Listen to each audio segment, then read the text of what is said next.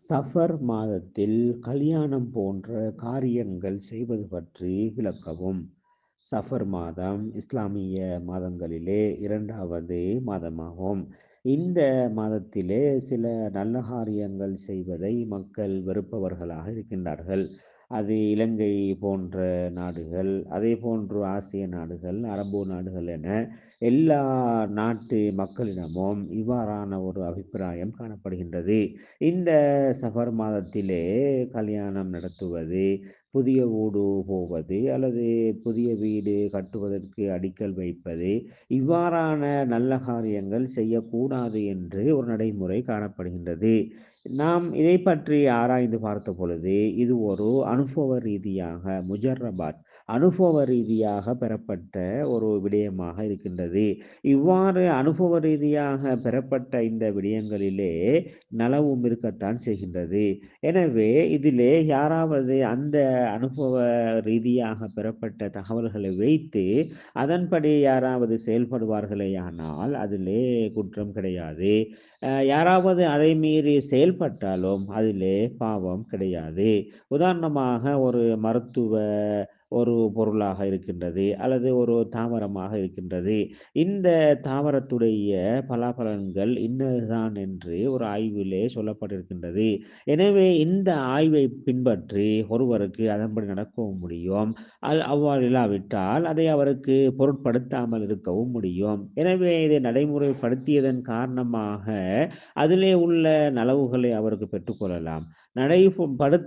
நடைமுறைப்படுத்தாதன் காரணமாக அவருக்கு அதன் மூலமாக பாவங்கள், குற்றங்கள் ஏற்படும் என்று சொல்ல முடியாது. எனவே அந்த அடிப்படையிலே இந்த மாதத்திலே இவ்வாறான ஒரு துட்குறியான அல்லது ஒரு நல்ல காரியங்கள் செய்தால் சரிவர மாட்டாது என்ற நிலைப்பாடு காணப்படுகின்றது. எனவே ஒருவர் அந்த கருத்தை எடுத்து செயல்படுவதன் காரணமாக அதிலே எந்தவிதமான பிழையும் கிடையாது. இது சம்பந்தமாக நாங்கள் பார்க்கும் பொழுது ஜாஹிலியா காலத்திலேயும் இவ்வாறான ஒரு நம்பிக்கை இருந்தது.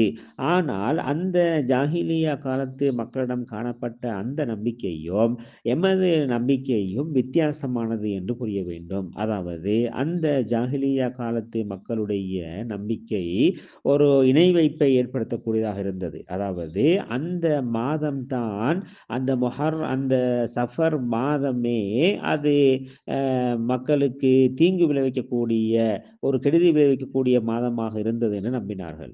எனவே அவர்கள் அவ்வாறு தான் நம்பியிருந்தார்கள். இந்த சிறுவர்களுடைய கையிலே கரசமணி அணிந்திருந்தால் அந்த கரசமணி தான் அந்த பாதுகாக்கிறது என்ற நம்பிக்கை இருந்தது. அல்லாஹ்வுடைய நம்பிக்கை இருக்கவில்லை. அதேபோல் நட்சத்திரம் தோன்றினால் நட்சத்திரம் தான் மழையை பொழிய வைக்கிறது.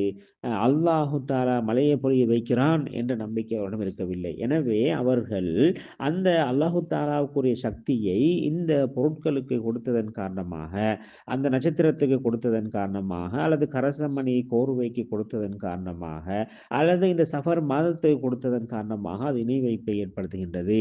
அவ்வாறு இல்லாமல் எமது நடைமுறையிலே அதை ஒரு காரணமாகத்தான் பார்க்கின்றார்கள். அது அல்லாஹ்வுடைய ஏற்பாடின்படிதான் அது நடக்கிறது என்று நம்புகின்றார்கள். எனவே அந்த அடிப்படையிலே இதிலே எந்த விதமான குற்றங்களும் கிடையாது. எனவே அந்த அடிப்படையிலே இந்த அனுபவ ரீதியாக பெறப்பட்ட இந்த விடயத்தை வைத்து ஒருவர் நடைமுறைப்படுத்துவாரானால் அது அவருடைய விருப்பத்தை பொறுத்தது. அதற்கான சில நியாயங்களும் இருக்கத்தான் செய்கின்றது. இது சம்பந்தமாக நாங்கள் பார்க்கும் பொழுது நபிகள் நாயகம் ஸல்லல்லாஹு அலைஹி வஸல்லம் அவர்கள் நோய்வாய்ப்பட்டதும் இந்த சஃபர் மாசத்துடைய கடைசி பகுதியாகத்தான் இருக்கின்றது. அதேபோன்று நபிகள் நாயகம் ஸல்லல்லாஹு அலைஹி வஸல்லம் அவர்கள் அவர்களுக்கு விருப்பமான அந்த மக்காவை விட்டும் அவர்கள் ஹிஜ்ரத்து செய்வதற்கான ஒரு நிர்பந்தம் ஏற்படுத்தப்பட்டதும் இந்த சஃபர் மாசத்துடைய கடைசி பகுதியாகத்தான் இருக்கின்றது. எனவே இவ்வாறான சில தகவல்களையும் வைத்து அதேபோன்று இந்த நாட்களுடைய நேரங்களுடைய சிறப்புகள், பலாபலன்கள் இவைகளை பற்றி ஆய்வு செய்து முடிவெடுத்த அந்த அறிஞர்களுடைய கருத்து பிரகாரமும் இவ்வாறான ஒரு விடயம் காணப்படுகின்றது. எனவே நாங்கள் திரும்பவும் சொல்கின்றோம், இதை யாராவது பின்பற்றி நடந்தால் விட்டால், அது அவர்களுடைய விருப்பத்தை பொறுத்தது. அந்த ஆய்வின் மூலமாக அந்த அந்த அந்த அவர்களுடைய அனுபவ ரீதியாக பெறப்பட்ட அந்த விடயத்தின் மூலமாக உள்ள விடயத்தை பெற்றுக்கொள்வார்.